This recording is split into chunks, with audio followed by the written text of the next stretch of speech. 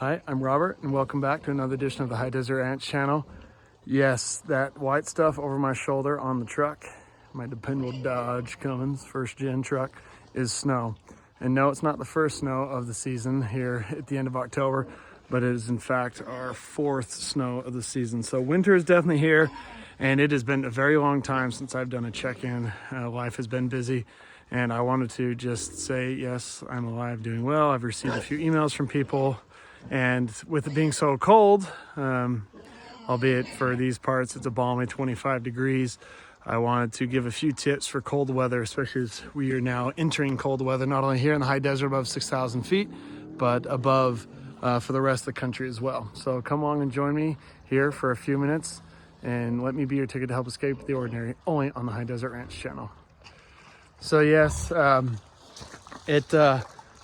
we've been getting snow here. We had some snow way back in September. We got our first snow, not right here in the valley floor at 6,000 feet, but up in the mountains here that are pushing upwards of 12,000 feet.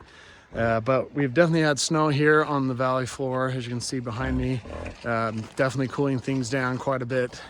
And as such, I wanted to give a specific tips for those who are raising pigs and in cold weather on your own.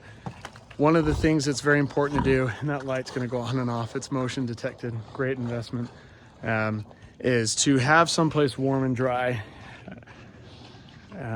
As you can see behind me, it's pretty muddy. The pigs, I got here late to do some of my chores, but as you can see right here, they have someplace warm and dry, so you can kind of see where it transitions from the mud into dry. And I did that on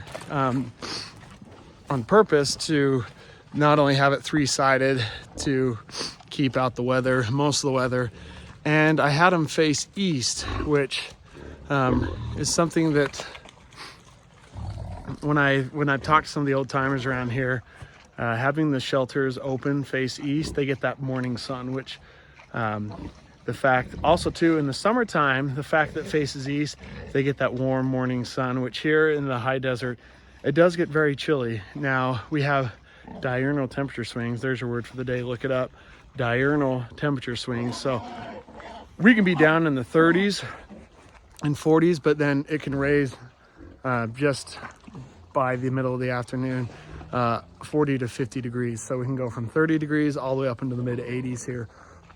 But since it faces east in the hot summer months, the pigs won't get sunburned and they have someplace cool to get where we don't have shade trees around the hog pens. So that's one of the things. But in the wintertime, they get that nice warm morning sun, which is super important for them.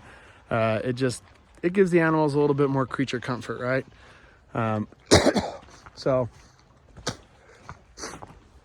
that's important, and it should be a given, but make sure if they need to have a little bit more food, toss them a little bit more hay. Here in the high desert, we grow some of the best alfalfa in the world, and so I'll just give them a little extra alfalfa, some free choice alfalfa to nibble on top of their sweet grain. And most importantly, make sure they have plenty of fresh water, which can be a challenge. It's with any sort of farming, especially animal husbandry, water's half the battle. And over here I've got me cows that I'm feeding out. I got this calf. She's actually a heifer. We lost her mother at 3 months, when she was 3 months old. And so, yeah, she's kind of our little miracle. It was touch and go, but now she's doing well. And I've designed it, kind of worked out that way, and it worked just kind of like I planned. I have this manger panel, and I bought it big enough where the cows, excuse me, can get their necks through, but then it acts like a creep feeder, which if you're not familiar with a creep feeder, it's kind of as it sounds. As they creep up in size, eventually it gets to the point where they can't access, they can't go through an opening anymore. So while the mature cows and steers aren't able to get through, that little one, she can actually get through and get not only the hay that everyone else has access to, but she also gets access to the grains that I have for her. So she gets pushed around a little bit because her mom's not there. She does kind of have a big brother, so to speak, because I did actually get some Wagyu cows, and so that's kind of a new venture here on the ranch. And so because of that, it's worked out, like I say, really nicely, where she can still slip through the feeder panel, get access to not only good hay, but those really good grains that are going to help her put on weight and give her the little bit of extra nutrition that she normally would get with mother's milk. So kind of a cool thing. Invest in those big cow panels, and if you get them 12 inches on center, these are actually 13 and a half inch on center. It's kind of a dual purpose thing. Save you a little money there. A cool trick. Make do or do without, right? And then lastly too, with cows, just like with pigs, is contrary to kind of like what you think would be the case, they also need fresh water. And there's kind of that fine line where they drink a lot in the summer when it's hot, which, you know, makes sense, right? Warm day, they drink. But also in the wintertime, they drink almost as much water on a daily basis if it's a healthy cow as they do in the summertime. And just like the pigs too, the cows need that water to actually help regulate their body temperature. So always keep access to fresh water and make sure that they have plenty of it. Otherwise, again, they can't regulate the temperature and it can cause other health problems. And especially with your pigs in cold weather, you want to keep an eye on them, make sure that, especially when you come around for chore time like I do, they all know my truck. They hear that good old first gen Cummins come rumbling down the road. And with this motion light, I can see it go from dim to super bright, full power. When you pull up and you start feeding, if you see one that's a little lethargic, ears drooping, the tail hanging down, or even just not moving, make sure the pig's not dead. But keep an eye on that, because that tends to affect the weather just like us.